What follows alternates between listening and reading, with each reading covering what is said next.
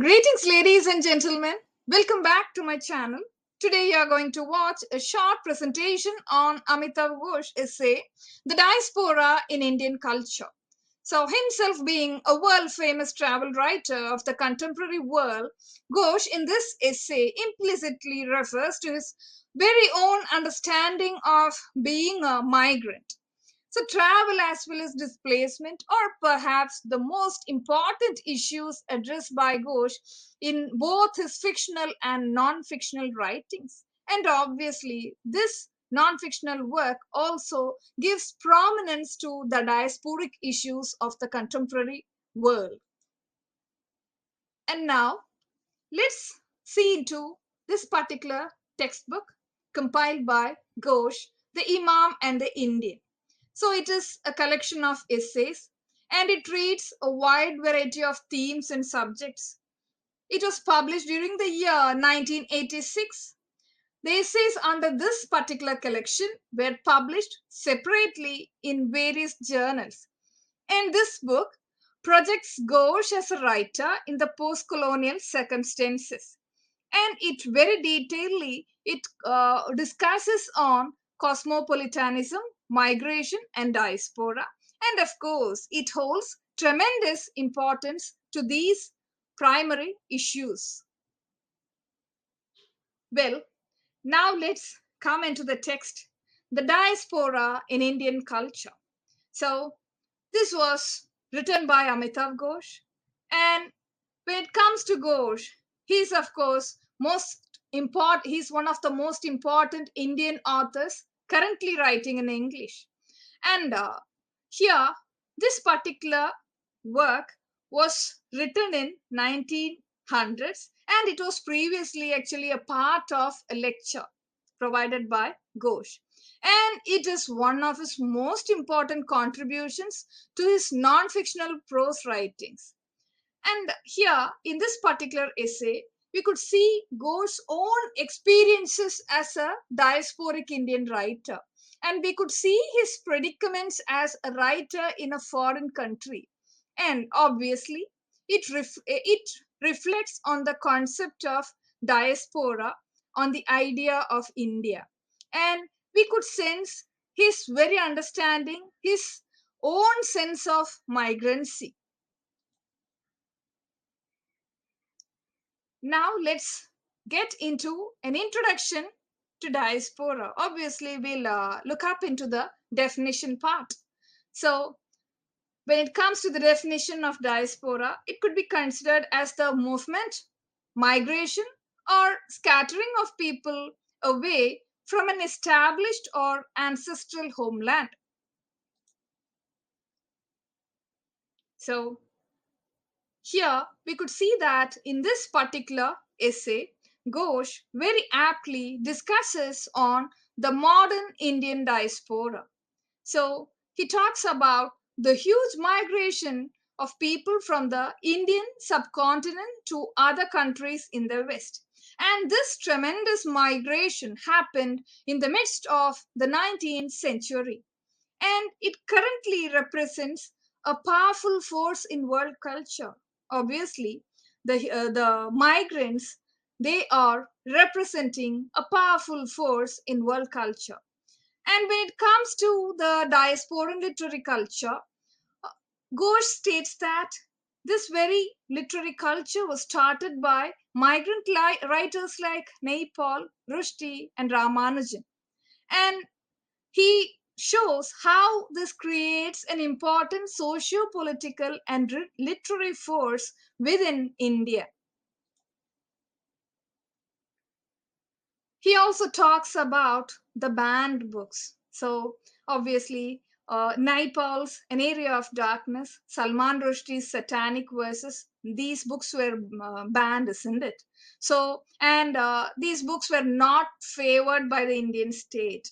And Ghosh warns that the Indian state cannot repress the richness of ideas that were inherent in these books. And at least Ghosh says he's glad enough that the Indian state has shown some kind of a sensitivity towards the writings of the Indian diaspora. And he talks about a concept called the colonial mentality. So, in this essay, we could see that Ghosh discusses the colonial mentality found in Indian people. I mean, it's like liking anything in English. So, he says that the political class of India is more sensitive to the writing that filters through from London than from New York. So, he stresses the fact that the Indian people or the political class of India is bothered more about anything that comes out from London than from New York. So here we could see the liking for anything in English, right? This is what he calls as a colonial mentality. So here he introduces another concept called the IndoBabel. So babbling is actually a stage in language acquisition. Babbles are actually separated from language because they do not convey meaning or reference to any specific words do. So Ghosh here speaks about an overflooding of Indo-babbles in the form of travel writing, journalism, etc. on India. So he says that many university departments in the Western world are devoted to the study of India. And he says that these writings are even critical of the Indian state. And he brings in another concept called the colonial hypothesis. The colonial hypothesis does not really work, says Ghosh. So he says that the Indian state is reserving some respect towards the diasporic Indian writing. And he brings out very promptly about the relation between modern India and the diasporic population. So he tells that the relationship between modern India and the diasporic population is strictly not an institutional relationship. And he says that it's like having a common relationship to the British Empire. I mean, a shared history of subjection. So when it comes to India's relation with its diaspora, he says that it is not mediated through Britain. Rather, he says it is indeed a very direct relationship. He talks about the linguistic diversity. So Ghosh says that India has proved to be linguistically adaptable to other languages, unlike the British, French, or Chinese migrants. So he very confidently he says that migration has speeded up the process of linguistic flux, right? So, for example, you could see to the English Creole of Trinidad or French Creole in Mauritius, despite a good population of Indian migrants in those provinces. So, we could see that the process of adaptation have ended up in heteroglossia. So, what do you mean by heteroglossia? It's none other than the coexistence of distinct varieties within a single language. Well, so Ghosh also talks about the immemorial realities of caste and kinship. So he says that group of migrant Indians who go back to India to marry. So he very clearly talks about the groups, so-called groups of migrant Indians who very promptly returns back to India to marry. For example, the Gujaratis of East Africa who has such a practice of getting back to India for marriages. And he also talks about most other groups who marry within the migrant communities. And he also warns about the resultant severance of their ties with the mother country. For example, Indians of Fiji, Mauritius, and the West Indies. And he talks about their severance of cultural ties with the home countries just because they were married abroad among the migrant communities. Well, so now again, Ghosh brings up with another concept of the imperfectly Indian. So Ghosh says that asserts that it is impossible to be imperfectly Indian.